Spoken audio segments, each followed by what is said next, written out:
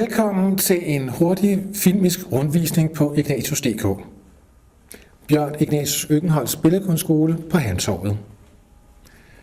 Det er mig, der er Bjørn Ignatius Øckenholt. Det er tidlig morgen, få dage før skolestart, så der er næsten rungende tomt og stilhed før stormen på de 1200 kvadratmeter skolen er. Dog er der en, der siger godmorgen om lidt. Jeg nåede ikke at filme færdig, før det første spæde liv indfandt sig. Udover skolen er der også 22 værksteder, 2 forfatterværksteder, et møderum, et bibliotek, et lille motionsrum, et eksternt undervisningslokale, køkkener, en masse plads og en del sofaer. Skolens formål er at uddanne og videreuddanne professionelt selvtænkende billedkunstnere til og i en kunstnerisk praksis i den virkelighed, vi generelt er en del af.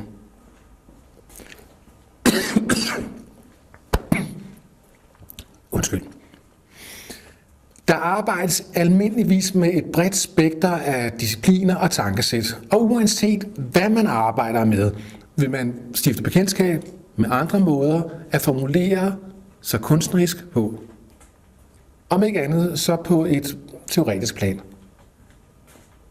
På skolen arbejdes der med maleri, tegning, tegneserie, tekst, digital fotografi og i mindre målestok video, installation og til en vis grad skulptur.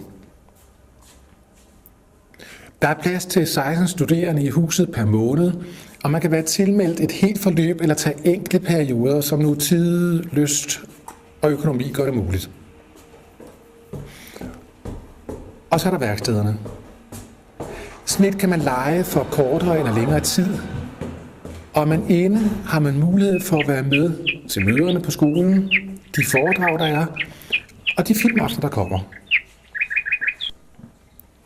Uanset hvad, så handler det hele om kunst og liv. Der undervises med udgangspunkt i den enkelte. Så enkelt er det. De mål, drømme og ambitioner, den enkelte har, er de, der skal jages. Med kærlighed og hårdt arbejde, legende og med uafbindelig virkeløs. Det er sådan set bare at komme i gang. Velkommen og farvel.